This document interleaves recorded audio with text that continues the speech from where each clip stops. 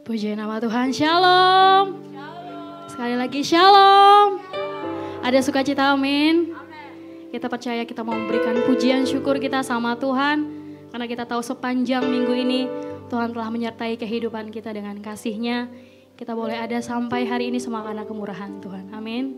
Mari kita mau sama-sama yang merasakan kebaikan Tuhan. Kita mau sama-sama teduhkan hati kita untuk menaikkan syukur, pujian kita sama Tuhan. Oleh karena kebaikan Tuhan. Terima kasih ya Tuhan. Di dalam setiap anugerah-Mu kami merasakan kebaikan Tuhan. Terima kasih Yesus Tuhan. Terima kasih Bapa. Kamu bawa pujian kami pada Engkau Yesus. Sebab besar setiamu di dalam kehidupan kami. Untuk selama-lamanya Engkaulah Tuhan kami. Untuk selama-lamanya Engkau Allah yang kami percaya, yang kami sembah. Terima kasih Yesus. Dalam anugerah-Mu, dalam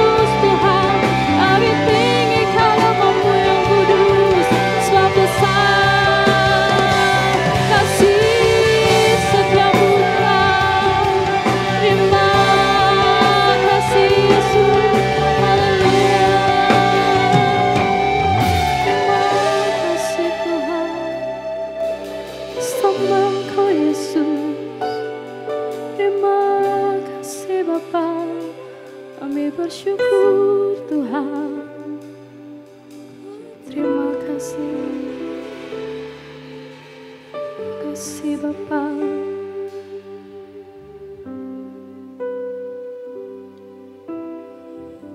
Terima kasih Yesus. Satu-satunya yang ku andalkan, satu-satunya yang ku percaya. Engkau Tuhan kekuatan, sumber pengharapan, sumber kedamaian. Kaulah satu-satunya, satu-satunya yang ku amin. Kaulah satu-satunya yang ku amin. Engkau Tuhan memberkati, Tuhan penyembuhku, Tuhan penyembuhku. Mari boleh bangkit berdiri dan angkat tanganmu sama-sama katakan. Satu-satunya yang ku andal, amin Tuhan. Satu-satunya yang ku percaya. Engkau sumber kekuatan, sumber pengharapan, sumber kedamaian. Engkau satu-satunya, satu-satunya yang ku amin Tuhan. Satu-satunya yang ku percaya. Engkau Tuhan memberkati, Tuhan penyembuhku, Tuhan pemulih. Mari angkat tanganmu dan sungguh nyatakan satu-satunya, satu-satunya yang amin. Kaulah satu-satunya, satu-satunya yang percaya. Yesus Engkau sumber kekuatan, sumber pengharapan, sumber kedamaian. Satu-satunya yang ku andalkan, satu-satunya yang ku percaya. Engkau Tuhan memberkati, Tuhan penyembuhku, Tuhan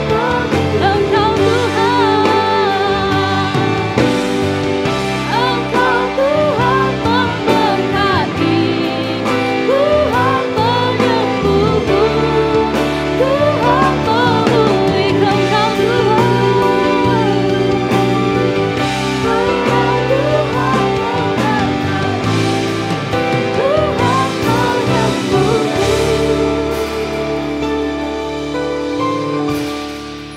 Tuhan pemulihku. Berikan sorak-sorai buat Tuhan kita.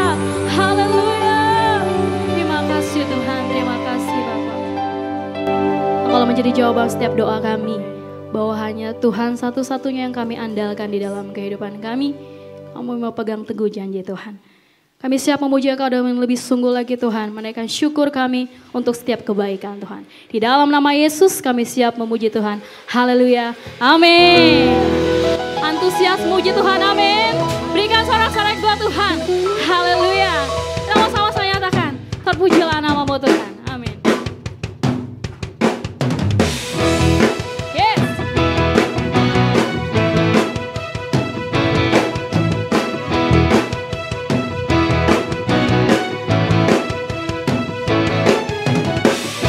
Pujilah namamu Tuhan,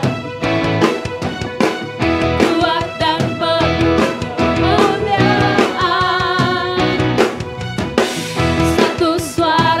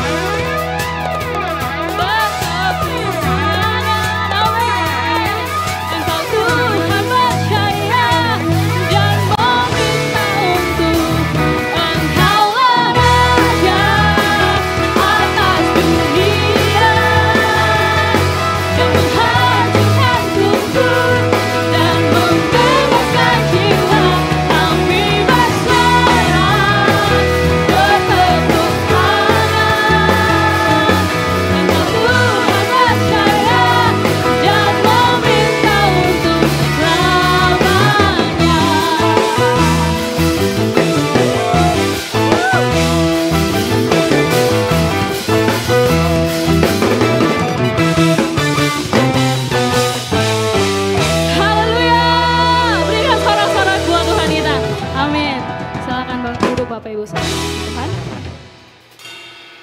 Kami mau menyiapkan hati kami Tuhan untuk terus merendahkan diri kami di hadapan Engkau. Kami mau tetap percaya akan setiap janji Tuhan tergenapi di dalam kehidupan kami. Walaupun kami belum melihat apa yang kami doakan, apa yang kami harapkan dijawab. Namun kami mau memegang iman teguh kami untuk tetap percaya Tuhan berkarya atas kehidupan kami. Oh, bawa hati kami di hadapan Engkau, Yesus Tuhan.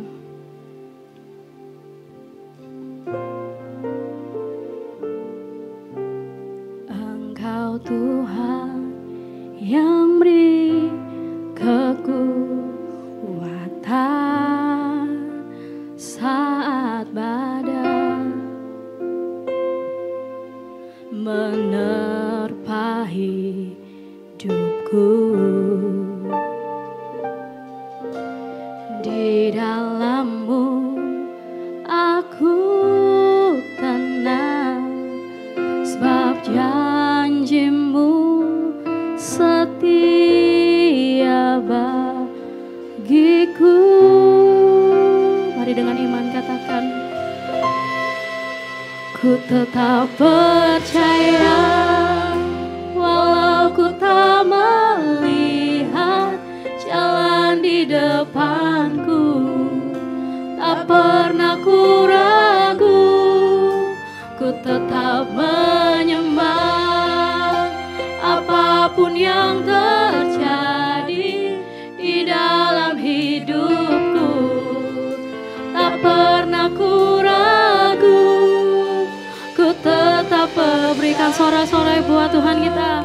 Amin. Kamu tetap percaya Tuhan. Engkau Tuhan yang beri kekuatan saat badai menerpa hidupku. Di dalam-Mu aku tenang, sebab janji-Mu setia bagiku.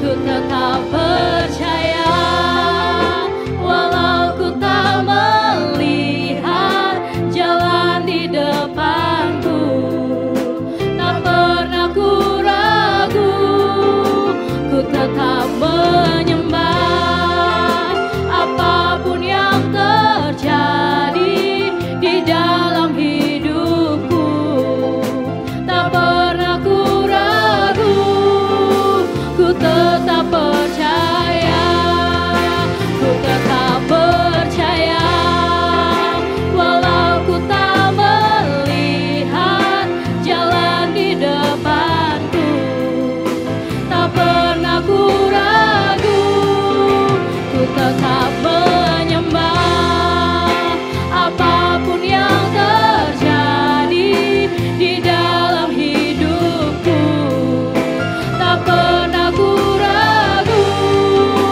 ku tetap saja putih sepatu terbangkit berdiri. Ku tetap percaya walau ku tak melihat jalan di depanku, tak pernah ku ragu, ku tetap menyembah apapun yang terjadi di dalam hidupku, tak pernah ku ragu, ku tetap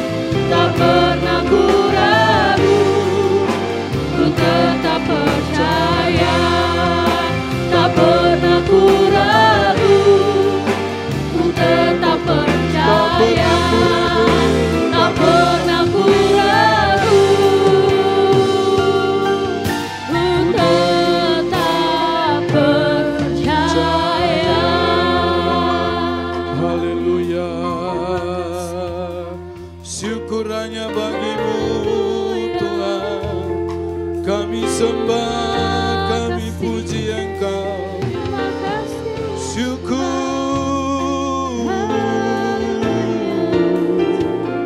Haleluya. Terima kasih. Bagi Tuhan tak ada yang mustahil. Bagi Tuhan tak ada yang tak mungkin. Mujizatnya disediakan bagiku. Ku diangkat dan dimuliakan. Bagi Tuhan, bagi Tuhan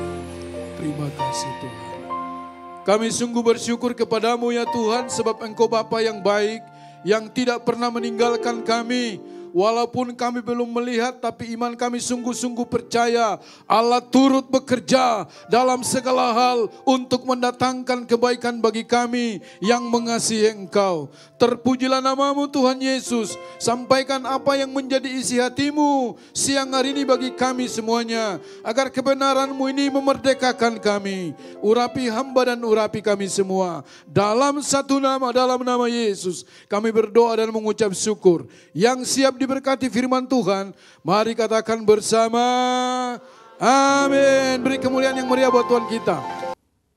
Shalom jemaat yang dikasihi oleh Tuhan Yesus Kristus. Salam sejahtera bagi saudara, kiranya berkat Tuhan selalu melimpah dalam kehidupan kita semuanya.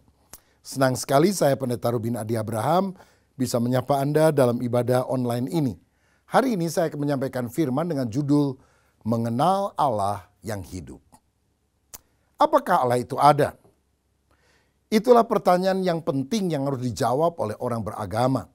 Sebab bila mana Allah itu tidak ada atau diragukan keberadaannya, tentu sia-sialah iman kita kepadanya. Jadi penting sekali kita tahu tentang eksistensi atau keberadaan Allah. Ada kelompok yang menyebut diri ateis yang tidak percaya bahwa Allah itu ada. Karena mereka tidak pernah melihatnya dan rasanya tidak masuk akal. Tetapi sebagai umat beragama kita harus bertanya dengan jujur, apakah Allah itu ada? Nah, kalau kita membaca Alkitab, kitab pertama dalam Alkitab Kejadian mulai dengan perkataan pada mulanya Allah. In the beginning God. Dengan demikian Alkitab tidak mencoba untuk membuktikan adanya Allah. Alkitab hanya selalu menerima keberadaan Allah dan ini adalah presuposisi keyakinan mendasar sebelumnya bahwa Allah itu memang ada. Kepercayaan tentang adanya Allah itu telah diletakkan Allah sendiri di dalam hati manusia. Mazmur 10 ayat 4 berkata, kata orang fasik itu dengan batang hidungnya ke atas, Allah tidak akan menuntut, tidak ada Allah. Itulah seluruh pikirannya. Jadi orang fasik yang tidak takut Tuhan bilang bahwa Allah itu tidak ada. Mazmur 14 ayat 1 juga berkata, orang bebal berkata dalam hatinya, tidak ada Allah. Busuk dan jijik perbuatan mereka, tidak ada yang berbuat baik. Nah, jadi hanya orang fasik atau orang bebalah yang menurut Alkitab mengatakan Allah itu tidak ada. Memang ada pandangan yang berkata di bunker, tempat persembunyian bawah tanah ketika ada peperangan, tidak ada ateis. Karena orang yang selama ini mengaku diri ateis juga berkata, aduh Tuhan tolong.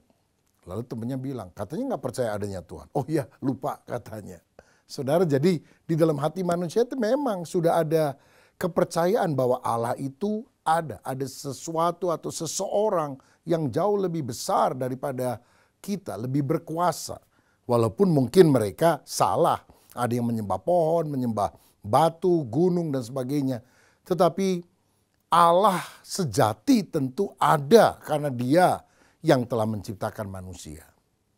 Jadi sesungguhnya eksistensi atau keberadaan Allah tidak untuk dibuktikan, tapi harus diterima dengan iman.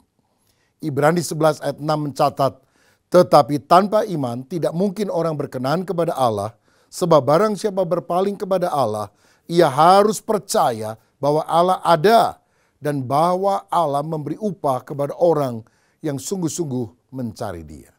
Orang beriman adalah orang yang percaya bahwa Allah itu ada dan Allah memberikan pahala bagi orang yang mencari Dia.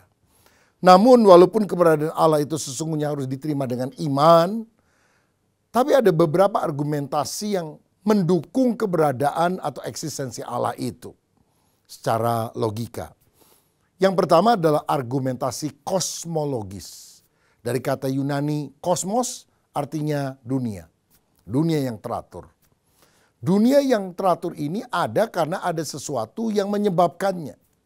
Dan Allah adalah sebab pertama, the first cause atau causa prima dari adanya alam semesta ini. Allah ada tanpa harus ada sesuatu yang menyebabkannya menjadi ada. Dia bersifat mutlak dan Dia adalah Allah. Kalau kita baca dalam Roma 1 ayat 20 dikatakan, sebab apa yang tidak nampak daripadanya, yaitu kekuatannya yang kekal dan keilahiannya, dapat nampak kepada pikiran dari karyanya sejak dunia diciptakan sehingga mereka tidak dapat berdalih. Memang kita tidak bisa melihat Allah, tetapi waktu melihat ciptaan Allah, karya Allah, kita tahu, kita mengerti, pikiran kita sadar, pasti ada yang menciptakan alam semesta ini. Kalau saya berkata, oh tadi di tangan saya itu tidak ada jam tangan. Tapi rupanya ada gas yang telah berjuta-juta tahun berputar-putar, blek tiba-tiba jam tangan ini ada. Kan tidak mungkin itu saudara. Lebih mudah kita percaya adanya jam tangan ini pasti ada orang yang telah membuatnya. Begitu juga alam semesta ini ada karena pasti ada yang menciptakannya. Yang kedua, argumentasi teleologis. Dari kata Yunani teleos, artinya tujuan, teleologis.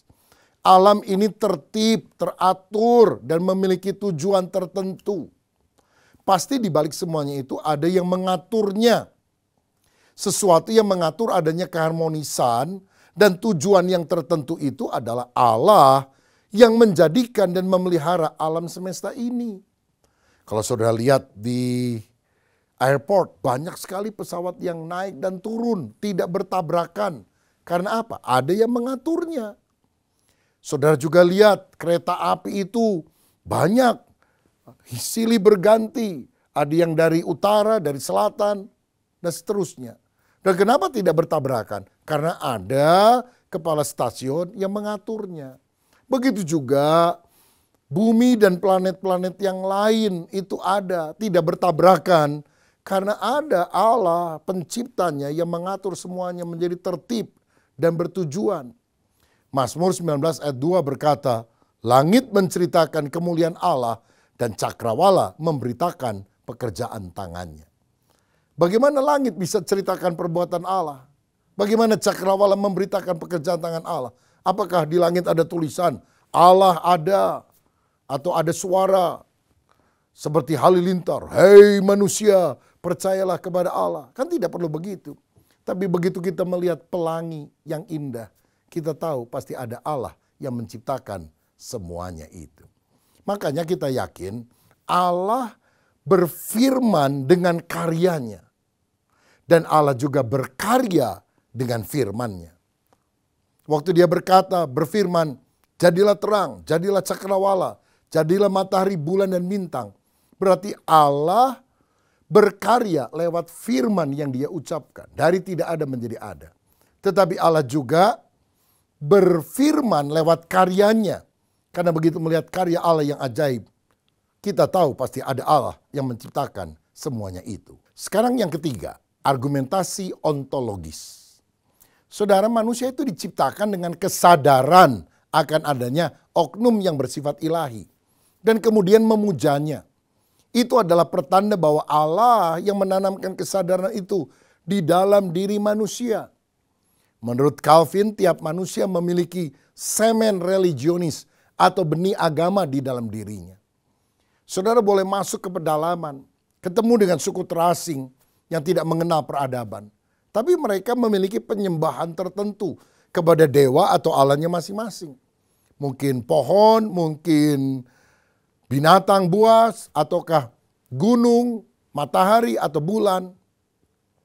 Tapi yang jelas manusia itu punya kesadaran. Somebody is bigger than you and me. Ada sesuatu atau seseorang yang lebih besar daripada kita. Kesadaran itu ditaruh oleh siapa? Selain oleh Allah sendiri, Sang Pencipta. Yang keempat adalah argumentasi moral. Manusia memiliki kesadaran kesusilaan, yakni pengertian akan yang baik dan jahat. Hal ini menunjukkan adanya pemberi hukum hati nurani, conscience, yang memerintah manusia dan memiliki keberadaan yang suci, dan dia adalah Allah. Waktu saudara masih kecil, misalnya ada yang jual es krim lewat, terot, suaranya udah berbunyi begitu. Aduh, kita pengen banget beli es krim, tapi nggak punya duit. Masuk kamar, ambil uang di dompet papa yang celananya lagi tergantung tuh. Begitu mau ambil, seperti ada suara di hati nurani, jangan mencuri. Aduh, jangan mencuri. Tapi ada suara, es krim enak, es krim enak. Maka terjadilah pertempuran di dalam hati kita. Mau beli es krim dengan cara mencuri uang atau hidup jujur. Dari mana hati nurani itu didapatkan? Bukankah dari Allah yang telah menaruhnya di dalam hati manusia?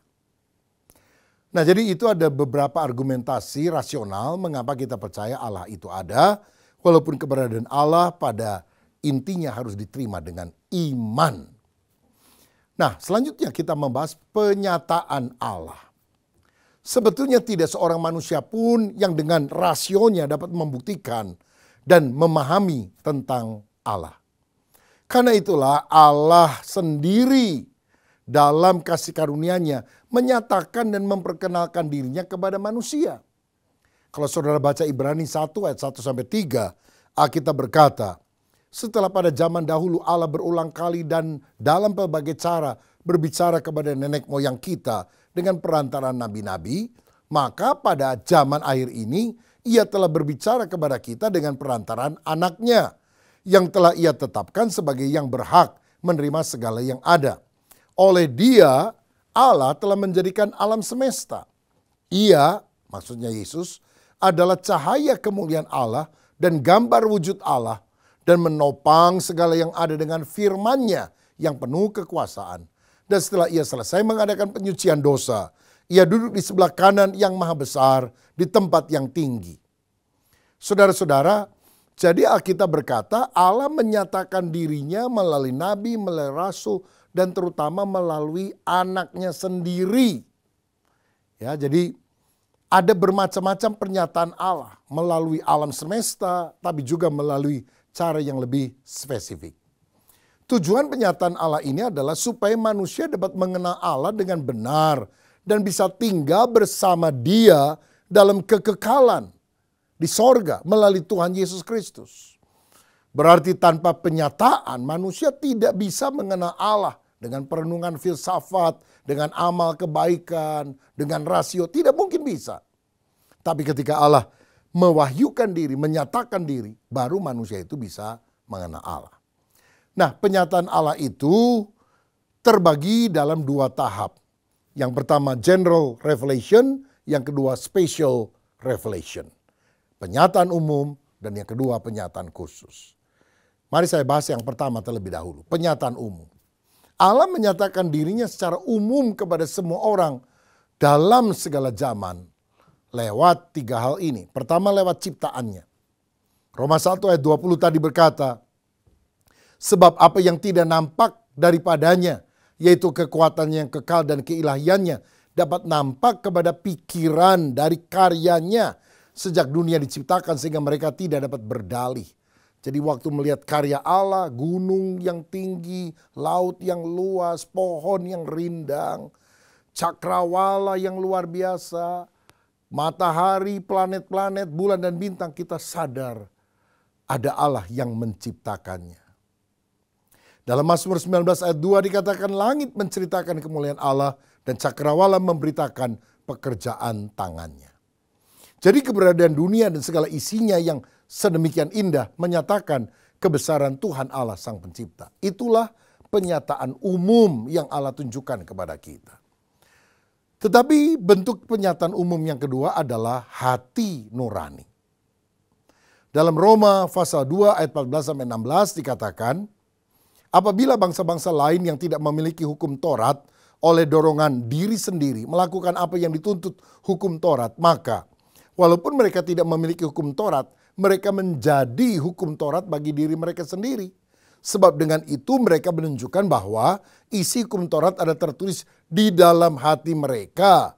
Dan suara hati mereka turut bersaksi dan pikiran mereka saling menuduh atau saling membela. Hal itu akan nampak pada hari bila mana Allah sesuai dengan Injil yang kuberitakan akan menghakimi segala sesuatu yang tersembunyi dalam hati manusia oleh Kristus Yesus. Saudara, Allah menyatakan diri bahwa Dia itu ada karena adanya kesadaran moral, hati nurani tentang yang baik dan jahat, serta pertanggungjawaban kita terhadap Allah sebagai hakim yang adil. Jadi kita tahu Allah itu ada karena ciptaannya, karena Tuhan telah menaruh hati nurani. Dan yang ketiga, kita tahu Allah itu ada dan menyatakan diri lewat sejarah hidup manusia. Kenyataan adanya peran dan kuasa Allah yang nyata sejarah hidup manusia di dunia, khususnya dalam kehidupan bangsa Israel sebagai umat pilihan Allah yang dipanggil untuk menjadi saksi bagi bangsa-bangsa lain di dunia, itu menunjukkan Allah ada. Bagaimana mungkin 40 tahun jalan di padang pasir, tiap hari mereka menerima roti dari sorga. Kalau Allah nggak ada, dari mana itu roti dari sorga? Tiba-tiba burung puyuh datang, saudara. Bukan hanya sekedar fenomena alam, tetapi ada Allah yang memerintahkan semuanya. Berbagai mujizat-mujizat yang dicatat di dalam Alkitab. Kalau bukan Allah yang membuatnya, mana mungkin manusia melakukan hal tersebut? Dan dalam sejarah kehidupan kita, walaupun kita tidak pernah melihat Allah dengan mata jasmani, kita sadar, kita tahu, kita bisa bersaksi. Allah itu ada, benar Dia menolong kita pada waktu susah. Dan itu bukan kebetulan, pasti ada Allah yang mendengar doa kita.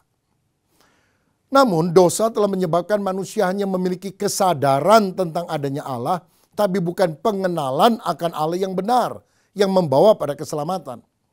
Cuma sadar Allah ada, tapi tidak kenal. Manusia memuja dunia ciptaan dan bukan Dia Sang Pencipta. Itu kesalahan yang fatal. Karena itu dibutuhkan penyataan khusus. Supaya kita mengenal Allah yang benar. Bukan malah menyembah matahari, menyembah bulan. Penyataan khusus, special revelation. Ada 2 cara yang dipilih Allah. Yang pertama, Allah menyatakan dirinya melalui Alkitab, firman Allah yang tertulis. Allah berbicara melalui nabi dan rasul. Ada kitab perjanjian lama, ada kitab perjanjian baru. Dan waktu kita membaca Alkitab, kita tahu ada Allah yang hadir dalam sejarah hidup manusia. Melalui firman yang tertulis yang diilhamkan oleh Allah inilah manusia dapat mengenal Allah yang benar. Karena 2 Timotius 3:16 mencatat segala tulisan yang diilhamkan Allah memang bermanfaat untuk mengajar, untuk menyatakan kesalahan, untuk memperbaiki kelakuan, dan untuk mendidik orang dalam kebenaran. Makanya kita harus rajin membaca Alkitab supaya kita tahu tentang Allah dan kehendaknya. 2 Petrus 1 ayat 20 dan 21 juga berkata, yang terutama harus kamu ketahui ialah bahwa nubuat-nubuat dalam kitab suci tidak boleh ditafsirkan menurut kehendak sendiri. Sebab tidak pernah nubuat dihasilkan oleh kehendak manusia. Tetapi oleh dorongan Roh Kudus orang berbicara atas nama Allah. Roh Kudus yang mengilhamkan dan manusia yang menuliskan pesan-pesan Allah dan kita akan mengenal pribadi Allah dan kehendaknya. Tetapi dalam penyataan khusus ini Allah juga yang kedua menyatakan diri melalui pribadi Yesus Kristus. Kalau Alkitab adalah firman Allah yang tertulis, Yesus Kristus adalah firman Allah yang hidup.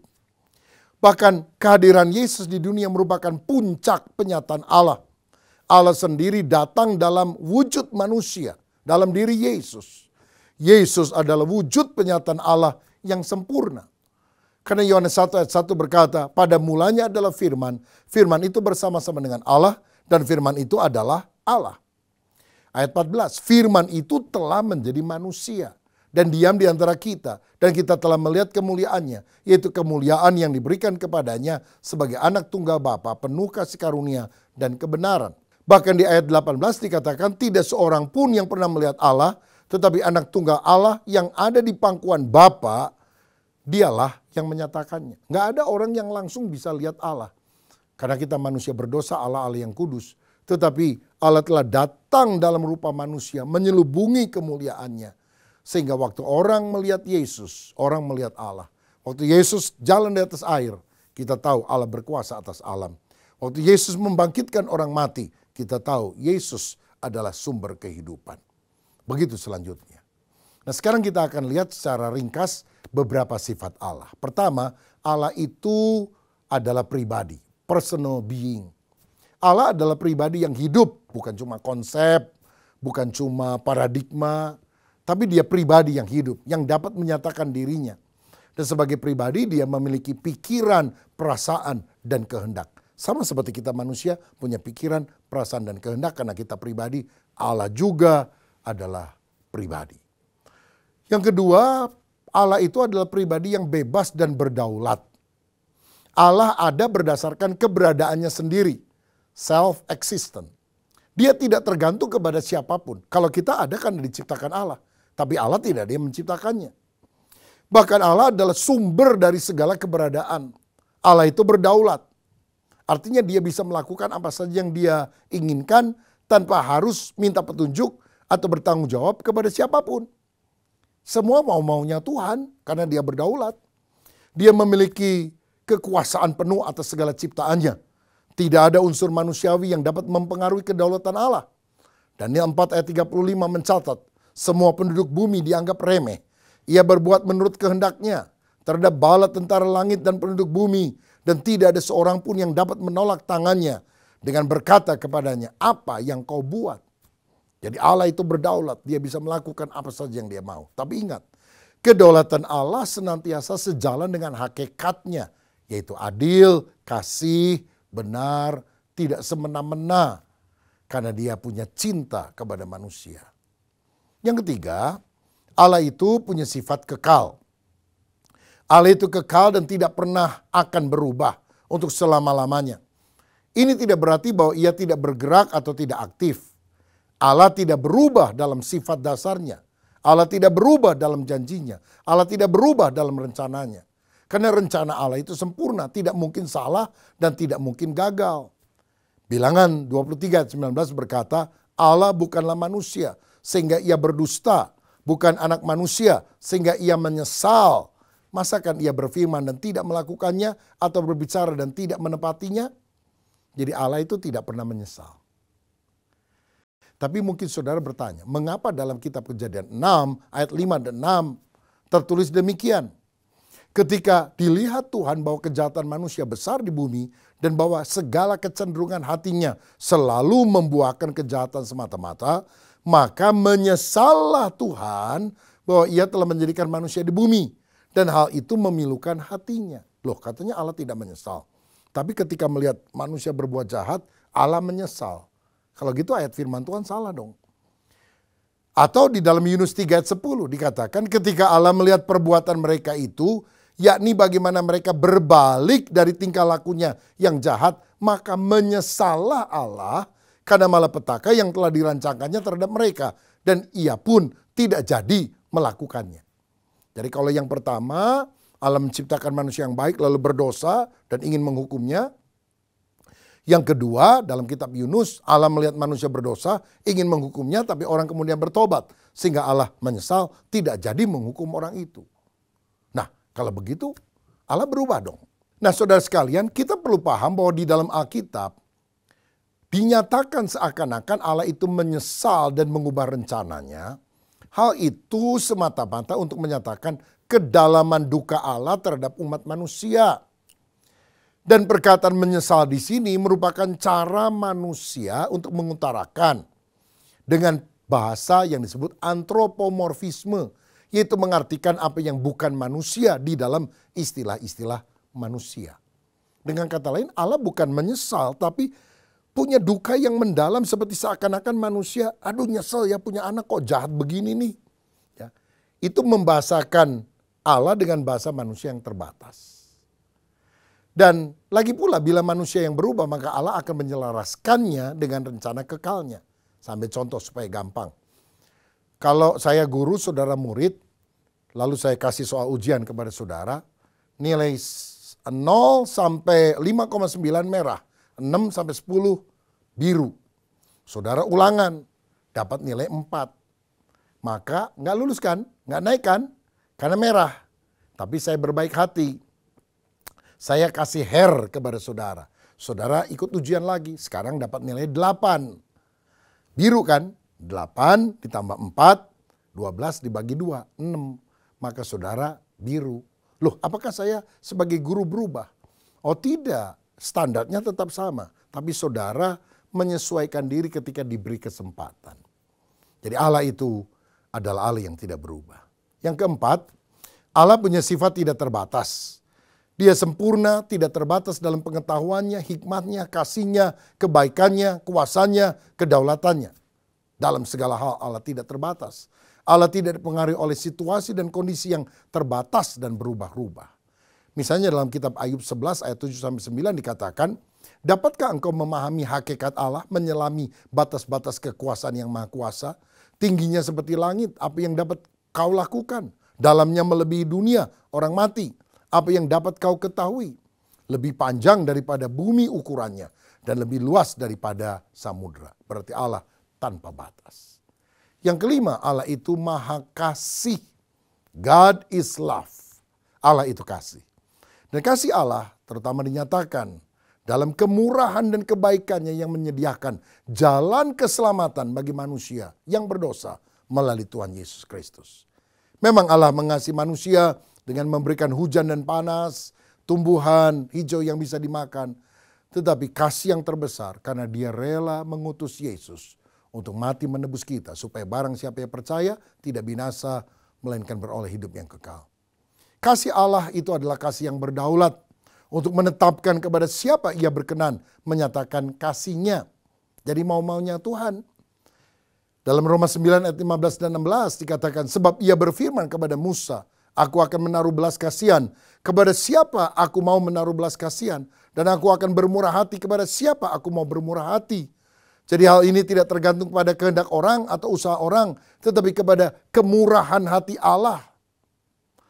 Saudara, kasih Allah tidak terbatas dan tidak berubah. Dia mengampuni manusia berdosa karena anugerah semata-mata. Oh, betapa kita harus hidup di dalam anugerahnya, di dalam grace, di dalam kasih karunia-Nya.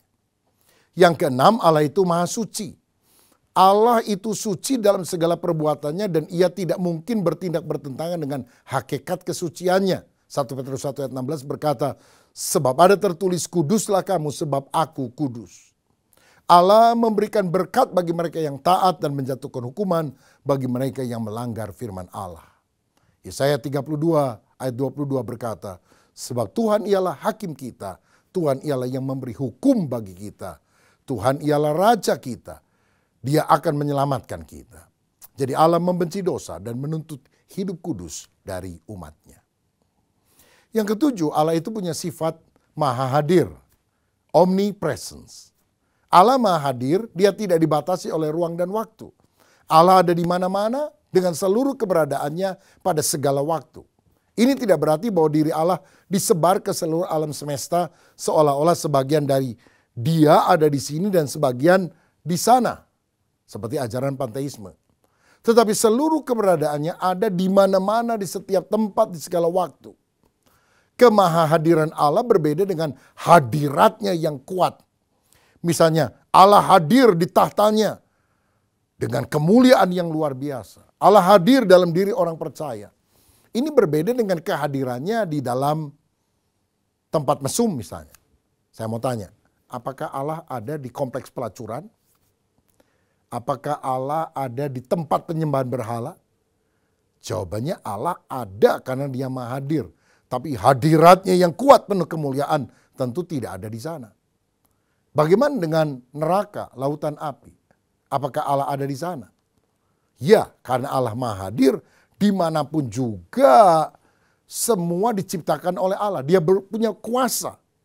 Bahkan untuk neraka. Pencipta neraka bukan setan tapi Allah. Namun dalam lautan api orang akan dipisahkan dari hadirat wajah Allah. 2 Tesalonika 1 ayat 9. Tapi mereka tidak akan bisa dipisahkan dari dia yang adalah maha hadir. Allah maha hadir tapi hadiratnya yang kuat tentu tidak ada di tempat mesum apalagi di neraka tentunya. Memang jelas tidak ada hubungan persekutuan karena wajahnya akan dipalingkan dari orang jahat di dalam lautan api. Seperti yang ada ketika ia tinggal di dalam hati orang percaya. Tentu berbeda. Ya.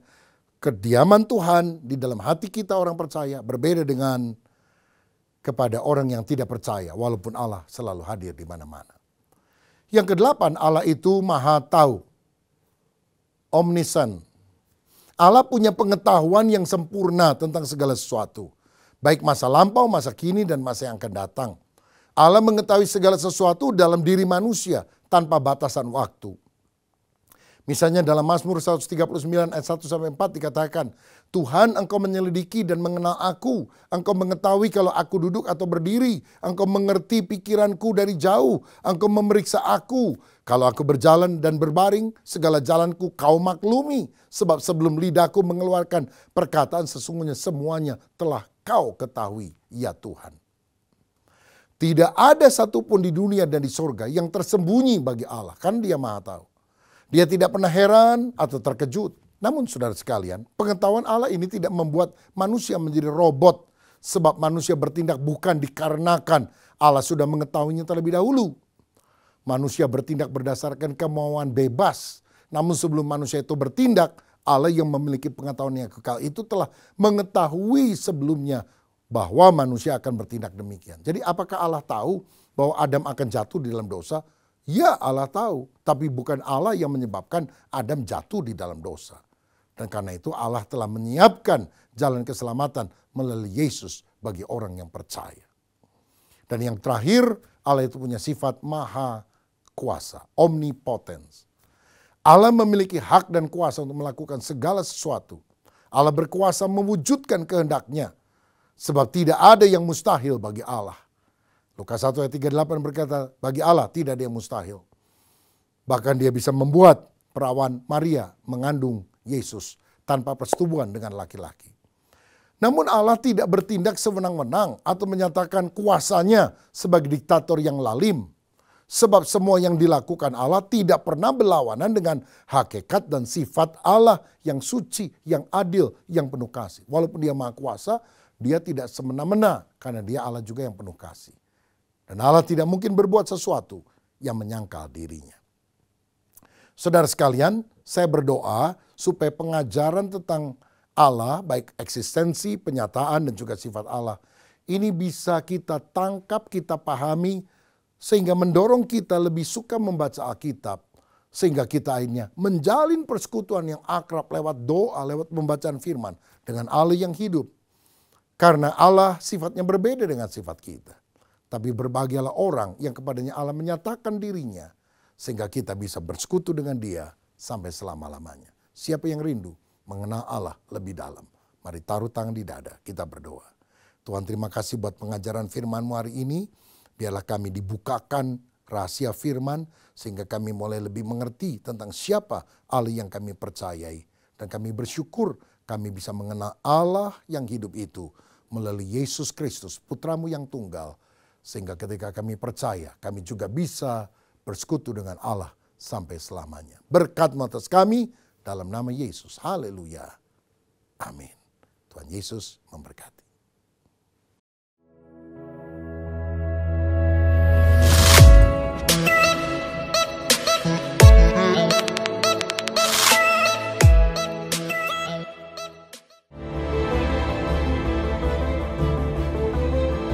Shalom saudara sekalian, orang Kristen sejati itu percaya bahwa Yesus adalah Tuhan. Allah, Dia adalah pencipta langit, bumi, dan segala isinya. Yesus bukan cuma manusia biasa ataupun orang baik, tetapi Dia adalah segala-galanya. Saudara, kita juga harus tahu bahwa Tuhan artinya penguasa tertinggi dalam hidup kita. Berarti Dia big boss yang harus kita taati. Kita itu tidak boleh menyuruh-nyuruh Tuhan seakan-akan kitalah yang doanya, keinginannya harus dikabulkan. Padahal keinginan Tuhan yang harus dikabulkan. Yesus itu adalah juru selamat sekaligus Tuhan. Tapi kata juru selamat hanya dicatat 37 kali dalam Alkitab. Kata Tuhan dicatat 7.736 kali. Banyak orang berpikir Yesus cuma juru selamat untuk menyelamatkan saya, kepentingan saya. Padahal kita harus berpikir Yesus adalah Tuhan, di mana kita harus hidup untuk kepentingan Dia, mengikuti teladannya dan melakukan apa saja yang Dia perintahkan. Ini doa saya supaya kita sungguh-sungguh beriman kepada Kristus sebagai Tuhan. Amin. Shalom jemaat terkasih, selamat datang dalam ibadah raya hari ini. Bersama saya Tasya Angelita. Berikut Battle News gereja kita selama seminggu ke depan. Selamat datang bagi saudara yang baru pertama kali hadir beribadah bersama kami. Ibadah Raya Onsite diadakan setiap hari Minggu pada pukul 8.30 dan 10.30 WIB di gereja lantai 1. Ibadah online tayang setiap hari Minggu pukul 6 WIB di YouTube channel GBI Battle Harapan Indah bersama Bapak Gembala Pendeta Dr. Rubin Adi Abraham. Berikut informasi seputar kegiatan doa malam minggu ini. Menara doa online diadakan setiap hari Senin sampai Jumat pukul 6 pagi via Zoom. Doa malam mujizat diadakan pada hari Kamis tanggal 14 Maret pukul 19.30 WIB di gereja lantai 2. Shalom jemaat Tuhan, mari bergabung dalam doa puasa raya bersama selama 29 hari, mulai tanggal 12 Maret hingga 9 April. Ada beberapa jenis puasa yang dapat Anda pilih sesuai dengan kondisi pribadi masing-masing. Tuhan Yesus memberkati. Komsel Dewasa Muda diadakan pada hari Sabtu 16 Maret pada pukul 17.30 WIB di lantai 2. Bagi generasi muda, Battle Youth dan Teen Service diadakan hari Sabtu tanggal 16 Maret pukul 17.30 WIB di gereja lantai 1. Yang akan dilayani oleh Pendeta Roni Bagenda. Ibadah Raya Onsite setiap minggu juga disertai dengan ibadah anak atau Battle Kids Ministry. Mari arahkan anak-anak saudara untuk ikut ibadah kids di gereja lantai 3. Ibadah Raya Onsite hari Minggu tanggal 17 Maret, ibadah pukul 8.30 dan 10.30 akan dilayani oleh PDP Putra Tarigan dengan tema Kristus Pusat Iman Kita. Komisi Sosial Masyarakat bekerjasama dengan Komisi Dewasa Muda dan Youth akan mengadakan kegiatan sosial ke panti asuhan pada tanggal 16 Maret 2024 mendatang. Bagi jemaat Tuhan yang mau menabur lewat dana, silakan menghubungi Bapak Hansen atau PDP Fengki Kurniawan. Paling lama hari ini tanggal 10 Maret. Saudara juga bisa menabur melalui sumbangan pakaian dengan catatan masih layak pakai, sudah dicuci dan disetrika, dan tidak sobek. Saudara bisa membawa pakaian layak pakai tersebut paling lambat hari ini. Jika saudara membutuhkan info lebih lanjut, silakan menghubungi kami di counter ibadah di depan. Jangan lupa untuk follow media sosial kami di GBI Battle Jakarta dan GBI Battle Harapan Indah untuk mengetahui update dan info gereja. Demikianlah Battle News minggu ini. Saya Tasya Angelita pamit undur diri. Selamat hari Minggu dan Tuhan Yesus memberkati. Sidang jemaat, mari angkat kedua tanganmu, siapkan hati. Perkatakan amin bagi apa yang saya doakan jadi kenyataan dalam hidup kita. Tuhan memberkati rumah tanggamu. Tuhan memberkati pekerjaanmu. Tuhan memberkati keuanganmu. Tuhan memberkati kesehatanmu. Dan Tuhan memberkati pertumbuhan rohanimu. Sekarang pulanglah.